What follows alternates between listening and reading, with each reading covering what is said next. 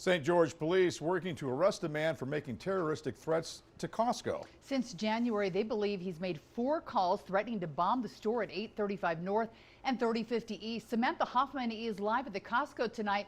So what's the reaction been like? The arrest warrant says that these calls were full of racial slurs and threats. I spoke with one employee with the permission of his supervisor who believes one of the calls targeted him specifically.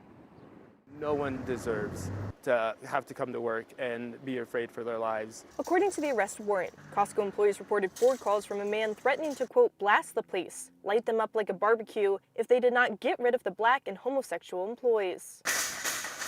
Employee Caleb Perkins believes the caller was targeting him.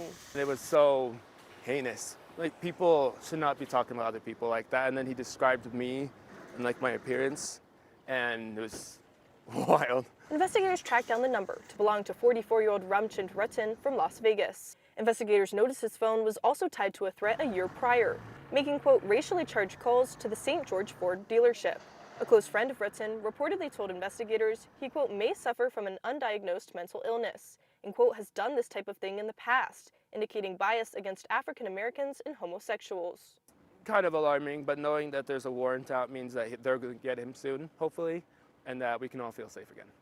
Perkins says the store has done their best to keep employees informed and safe, but other employees and customers told me they weren't aware of the threats and want transparency. It would have been nice to know before I came here, because you never know, that could have been scary. We could have actually got bombed. I have dealt with some crazy things, you know, being African American, and in Utah. It's just so normalized. I feel like people just are getting way too comfortable around. Way too comfortable. Yeah, way too comfortable.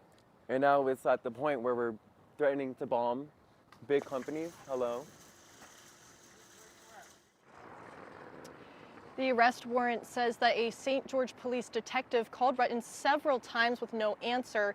St. George police have denied an interview until an arrest is made. Live in St. George, Samantha Hoffman, KUTV News. Samantha, thank you. Unfortunately, there's been multiple threats of late at schools, at businesses as well. Typically, making a bomb threat is a misdemeanor in Utah. It can, however, become more serious. That is, depending on what that threat is. The felony, if the threat involves a weapon of mass destruction, those convicted could face fines between 6 months and up to 15 years in prison.